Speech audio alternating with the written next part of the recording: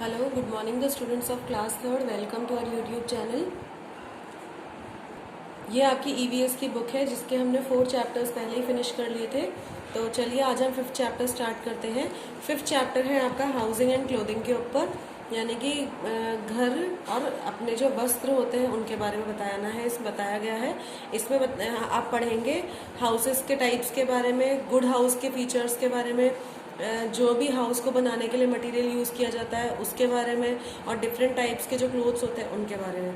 और फिर उसके बाद में हमें हमारे घर को साफ सुथरा कैसे रखना चाहिए, किस वो जो तरीके होते हैं उनके बारे में बताया है। तो चलिए स्टार्ट करते हैं। We all need a house to live safely. Our house protects us from heat, cold, rain, storms, thieves and wild animals. People living in different regions and climates make different kinds of houses. Given below are the pictures of some houses. The related words are also given. Write the correct number in the boxes. यहाँ पे आपको ये pictures दे रखी है, ये आपको ये आपको हेल्पिंग वर्ड्स दे रखे हैं, ये पिक्चर्स दे रखी हैं। इनके अकॉर्डिंग आपको क्या करना है, जिनसे भी ये बने हुए हैं ना वो चीज़, या फिर उनके जो वेदर है वहाँ पर उसके अकॉर्डिंग जो भी है आपको यहाँ पे फिल करना है। Okay, next types of houses हैं आपके। हाउसेज अलग अलग तरह के होते हैं, आप देख सकते हैं अलग अलग तरह के हाउसेज आपने देखे होंगे हर जगह पर, अलग अलग जगह पर। तो वो साइज़ अलग होती है, उनकी शेप अलग होती है, लोकेशन उनकी अलग होती है, कंस्ट्रक्शन जो उनका जो मटेरियल यूज़ किया जाता है वो भी अलग होता है। तो वो ये डिवाइड किए जाते हैं 2 टाइप्स में, परमानेंट हाउस और टेम्परेरी हाउस के अंदर। First, permanent house. Houses that are made up of bricks, cement, iron, steel and concrete are called permanent houses or pakka houses. They are very strong and cannot be shifted from one place to another. These houses are able as they last for a long time. These houses are mostly found in towns and cities. Bungalow, single-storied house, multi-storied building. Permanent houses can further be divided into different types like single-story house, bungalow and multi-storied building. Temporary houses that are made up of wood, mud, straw, grass, bamboo and thatch or sticks are called temporary or kacha house. They are neither strong or long lasting. The only advantage of kacha houses is that construction material being natural is cheap and easily available. These houses can be easily seen in villages. Apart from kacha houses, there are some other temporary houses like caravan, rent house, boat, igloo, stilt, etc. First is caravan. People who roam around from place to place are called nomads. They live in caravan. A caravan is a house of wheel. तो यहाँ पे permanent house की बात हो रही है। तो permanent house वो हाउस होते हैं जो परमानेंट होते हैं, फिक्स होते हैं, जिनमें हम स्टील का, सीमेंट का, कंक्रीट का यूज़ करके उससे पक्का हाउस बना देते हैं, जिसे परमानेंट हाउस से पक्का हाउस कहा जाता है। ये बहुत स्ट्रांग होते हैं और एक जगह से दूसरी जगह पर शिफ्ट नहीं किए जा सकते। ये बहुत लंबे टाइम तक चलते हैं। जैसे आप यहाँ देख सकते हैं बंगलो, ये सिंगल स्टोरी, मल्टी स्टोरी, ये सिटीज़ में मिल जाएंगे आपको। फिर आते हैं टेम्परेरी हाउस। टेम्परेरी यानी कि कुछ समय के लिए जो बनते हैं, जो कि मड से, कीचड़ मतलब जो मिट्टी आती है उससे, लकड़ी से, घास फूस से और बैम्बू से, और जो थैच की जो स्टिक्स होती हैं उनसे मिलके बनते हैं। जैसे एग्जांपल आप देख सकते हैं, ये बहुत सस्ते होते हैं और ये गांव में आपको देखने को मिल जाएंगे। अब कच्चा हाउस के बाद में कुछ टेम्परेरी हाउस होते हैं, जैसे कारवान होते हैं, टेंट होते हैं, हाउस बोट होते हैं, इग्लू होते हैं, स्टिल्ट होते हैं। तो फर्स्ट है इसमें कारवां। ये कारवान आप देख सकते हैं, इसमें एनिमल्स के ऊपर अपने सामानों को लेके इधर से उधर एक स्थान से दूसरे स्थान पर लोग जाते हैं। इनको हम नॉमेड्स कहते हैं। यहाँ पे people who roam around from place to place, जो लोग एक जगह से दूसरी जगह घूमते ही रहते हैं वो नॉमेड्स होते हैं, और वो कारवां के ऊपर रहते हैं। ये इनका वो होता है, हाउस होता है। कारवान एक हाउस होता है जो कि व्हील पर बना हुआ होता है। Okay, it is usually a big vehicle like van. There is everything inside this van that a person or family need, like bed, shelves, vessels, water, etc. Gypsies and people who work in the circus usually live in karwa. Second, tent. It is a house that is made up of canvas. It can be folded and carried along easily. NCC cadets, campers, nomads, soldiers and construction workers use this types of these houses. Third is houseboat. Some people also make houses on boats. These are called houseboats. It is made of wood. It can move along a river or a lake. In India, houseboats are commonly found in Kashmir and Kerala. They may have many rooms with all activities of all facilities. Next is igloo. In ice cold places like the Arctic, people cut blocks of ice to make houses called igloos. They have round or dome-shaped roof. Usually, Eskimos live in igloo. Stilt, house in place where it rain a lot. Houses are made on poles called stilt. It is made on long piece of wood or metal. Water cannot enter or wash away these houses as they high above the ground.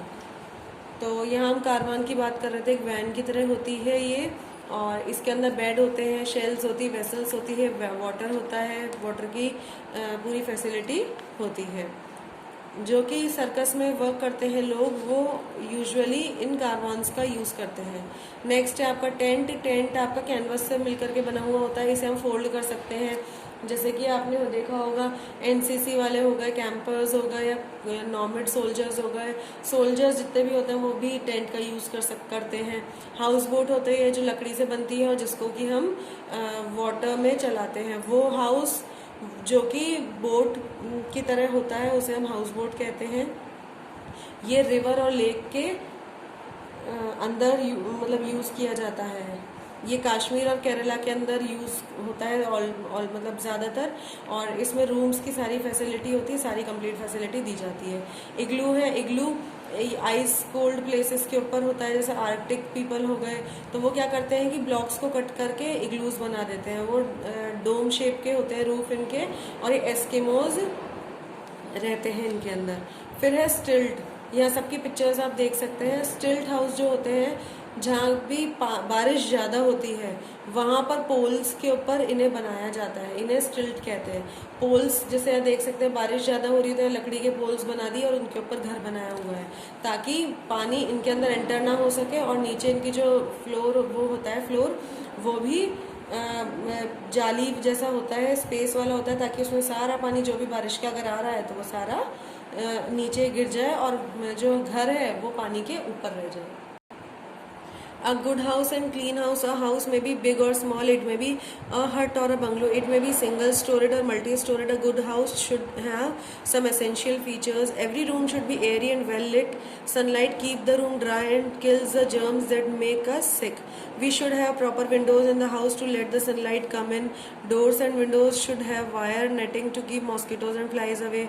Iron grills protects from intruders. The air becomes dirty when we breathe. Windows allow the dirty air to go out and the clean air to come in. Plants clean the air, so we should grow plants around the houses. There should be some open space like courtyard, veranda or balcony where children can play. They allow sunlight and fresh air into the house. There should be separate rooms for sleeping, welcoming guests, cooking, dining, storing and washing. Ways to keep a house neat and clean. Every house should be neat and clean. Wash basins, toilets and bathrooms that breed germs and disease must be washed and cleaned daily. Water should not be collect on the floors of the kitchen and bathroom. तो अब यहाँ पर अच्छे house की बात हो रही है, अच्छे और साफ़ सुथरे हाउस की. घर चाहे लकड़ी का बना हुआ हो, चाहे ईंट सीमेंट पत्थर का बना हुआ हो, चाहे मल्टी स्टोरी हो, चाहे हट हो, चाहे छोटा हो, चाहे बड़ा हो, अगर आप उसको साफ़ रखेंगे, साफ़ सुथरा रखेंगे तो वो जर्म से आपको बचाएगा. तो अच्छे घर के क्या फीचर्स होते हैं? हर घर साफ़ सुथरा होना चाहिए, हवा आनी चाहिए, उसमें उजाला आना चाहिए, सनलाइट आ सके अंदर और पूरे घर को ड्राई रख सके और सारे जर्म से बचा सके. जब हम बीमार होते हैं तो क्यों होते हैं? क्योंकि मान लीजिए घर पे कोई अगर जर्म्स रह जाते हैं तो उन जर्म्स के हम संपर्क में आते ही बीमार पड़ जाते हैं. हमें नेट यूज़ करनी चाहिए, जाली जो होती है खिड़की के ऊपर वो यूज़ करनी चाहिए ताकि मक्खी मच्छर अंदर नहीं आ सके. आयरन के ग्रिल होने चाहिए जिससे कि वो जालियाँ वगैरह हो, जालियाँ नहीं, खिड़कियों की जो ग्रिल्स होती हैं वो टाइट होनी चाहिए जिससे कि कोई एनिमल वगैरह अंदर नहीं इंसर्ट कर सके. हवा अच्छी होनी चाहिए, स्मेली नहीं होनी चाहिए, क्लीन एयर अंदर आने के लिए इतना स्पेस होना चाहिए उसमें. इसके बाद में कोर्टयार्ड, वरांडा या बालकनी होनी चाहिए जहाँ पर चिल्ड्रन खेल सके. वहाँ पे सनलाइट, फ्रेश एयर भी आनी चाहिए. इनमें सेपरेट रूम्स होने चाहिए, जैसे कि सोने के लिए अलग, गेस्ट का वेलकम करने के लिए अलग, कुकिंग के लिए अलग हो गए, डाइनिंग के लिए अलग हो गए, स्टोरिंग सामान रखने के लिए अलग और कपड़े धोने के लिए अलग। अब नीट और क्लीन रखने के लिए क्या कर सकते हैं हम? सबसे पहले हम हमारे घर को साफ सुथरा रखना चाहिए। फिर उसके बाद हम वॉश बेसिन, टॉयलेट और बाथरूम जहाँ से हमारे कीटाणु आ सकते हैं उनको डिजीज फ्री रखना चाहिए, उन्हें डेली साफ करना चाहिए। वाटर किचन में और बाथरूम में कलेक्ट नहीं होना चाहिए, ज़मीन के ऊपर वाटर नहीं होना चाहिए। Dustbins must be kept away from the place where we cook and eat. They should be covered and cleaned every day. Garbage should not be thrown outside the house. If it is thrown in open places, flies and other insects breed and cause sickness. There should be closed dustbin for the garbage. A good house should have a proper drainage system to carry away the dirty water. Mosquitoes and flies breed in the water and spread diseases. Coolers should be dry when they not in use. We should have a fixed place for keeping things. This saves the time for searching things. Clothing, like a house, clothes protect us from changing weather conditions as cold, heat, rain, dust and insects. To keep us ourselves comfortable, we wear different types of clothes depending upon the weather conditions of the places where we live.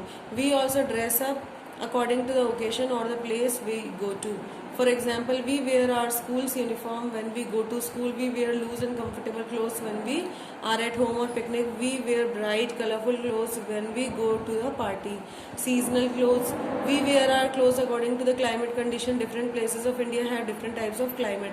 Places like Jammu and Kashmir, Himachal Pradesh and other hilly areas face extreme cold conditions during most part of the year. Here people wear thick woolen clothes to protect themselves from cold. Dustbin की बात हो रही है तो dustbin हमें हमेशा अपने जहाँ हम खाना बना रहे हैं उससे बहुत दूर होना चाहिए ताकि कीटाणु नहीं आए, और वो हमेशा कवर्ड होना चाहिए, ढका हुआ होना चाहिए और डेली साफ होना चाहिए। गार्बेज इधर उधर नहीं फेंकना चाहिए, डस्टबिन के अंदर ही डालना चाहिए, नहीं तो फ्लाइज आ जाती हैं और बीमारियाँ शुरू हो जाती है। फिर एक अच्छा हाउस जो होता है वो प्रॉपर ड्रेनेज सिस्टम होना चाहिए, उसके अंदर गंदा पानी निकलने का स्पेस होना चाहिए, मक्खी मच्छर नहीं आ सके अंदर, ऐसा उसमें व्यवस्था होनी चाहिए। कूलर हमेशा साफ रखने चाहिए जब वो यूज़ में नहीं आए, नहीं तो अगर उसमें पानी रह गया तो क्या होगा कि कीटाणु उसके अंदर हो जाएंगे, मक्खी मच्छर हो जाएंगे। फिर हमें हमेशा सामान रखने की जगह फिक्स कर देनी चाहिए, जिससे क्या होगा हमारा टाइम बचेगा ढूंढने में। सामानों को ढूंढने में टाइम लगता है ना, तो वो सब समय बच जाएगा। फिर क्लोथ्स की बात हो रही है, क्लोथ्स आप देख सकते हैं, क्लोथ्स हमें कोल्ड से, हीट से, रेन से, इन सब से बचाते हैं। तो समय समय पर हम हमारे क्लोथ्स चेंज करते हैं। कभी कंफर्टेबल रहने के लिए हम घर के कपड़े पहनते हैं, बाहर जाते हैं तो बाहर के अच्छे कपड़े पहनते हैं ओकेजन्स के अकॉर्डिंग। स्कूल में, ऑफिस में जाते हैं तो यूनिफॉर्म पहनते हैं, घर पे रहते हैं तो लूज कपड़े पहनते हैं, पिकनिक पे जाते हैं तो ब्राइट कलर के कपड़े पहनते हैं, पार्टीज वगैरह में भी ये यूज़ होता है। सीजनल क्लोथ, सीजनल यानी कि जो मौसम के हिसाब से क्लोथ्स पहनते हैं, जैसे कि जम्मू कश्मीर, हिमाचल प्रदेश हो गया और हिली एरिया के अंदर क्या होता है वहाँ पर ठंड ज़्यादा होती है, इसीलिए वहाँ पर वुलन क्लोथ्स पहने जाते हैं ताकि कोल्ड से वो बच सके। Places like Delhi and Punjab face different climates in summer, winter as well as rainy season. In these places people clothes according to the season. In summer people wear cotton clothes to keep themselves cool. In winter they wear woolen clothes. In rainy they wear raincoats and use umbrellas and gumboots to protect themselves from getting wet. Places like Kerala, Tamil Nadu, etc. experience hot and wet climate throughout the year. People living in these places were light, comfortable and loose clothes. Fibers. Clothes are made up from fibers. Many fibers when twisted together make yarn. These yarns are used to make fabric. One or more fabrics are then stitched together to make a dress. Fibers are of two kinds, natural fibers and man-made fibers. Natural fibers are obtained from plants and animals. Animal fibers include wool and silk that come from animals' hair, fur, etc. Plant fibers come from plant like cotton, jute, flax, etc. Man-made fibers are also called synthetic fibers. Nylon, terry cotton and polyester are man-made fibers. Points of view: all human beings need house and clothes.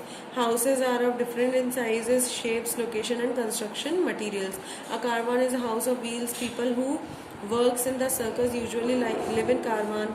A tent is a house that is made of caravan canvas. NCC cadets, nomads, soldiers and construction workers live in these types of houses. Stilts are made of long piece of wood or metal.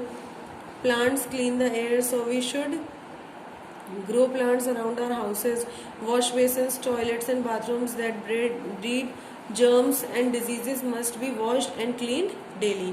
तो जैसे कि दिल्ली और पंजाब है, दिल्ली पंजाब में गर्मी बहुत ज़्यादा रहती है, अपने राजस्थान में गर्मी बहुत ज़्यादा है, तो वहाँ पे क्या होता है, वहाँ पर गर्मी ज़्यादा होने के कारण हमें कॉटन क्लोथ्स पहनने पड़ते हैं जिससे कि हम कूल रह सकें. अब जैसे कि रेनी सीज़न भी होता है, विंटर सीज़न भी होता है, आपका समर, तीनों सीजन्स आपके मिल जाएंगे, लेकिन ऑलमोस्ट वहाँ पे समर सीज़न ही होता है. लाइक अब रेनी सीज़न आया तो रेनी सीज़न में हम रेनकोट यूज़ करते हैं, अम्ब्रेलाज यूज़ करते हैं, गम बूट्स यूज़ करते हैं जिससे कि हम उनसे सूखे रह सकें, मतलब पानी अंदर डाल सकें. जैसे कि केरला, तमिलनाडु हो गए, वो गर्म और आर्द्र वाला एरिया है, वहाँ पूरे साल भर ऐसे ही रहता है, तो वहाँ पर क्या होता है, कंफर्टेबल हल्के कलर के और लूज क्लोथ्स पहने जाते हैं. अब फाइबर क्या होते हैं, फाइबर जो होते हैं वो कॉटन को बनाते हैं, यानी कि कॉटन क्लोथ्स जो होते हैं ना, फाइबर क्लोथ्स को बनाते हैं. तो जो फाइबर होते हैं वो ट्विस्ट करते हैं, एक साथ रखते हैं, तो वो यार्न बनाते हैं. यार्न यूज़ होता है फैब्रिक को बनाने में, और फैब्रिक क्या होते हैं, आपके क्लोथ्स. ठीक है.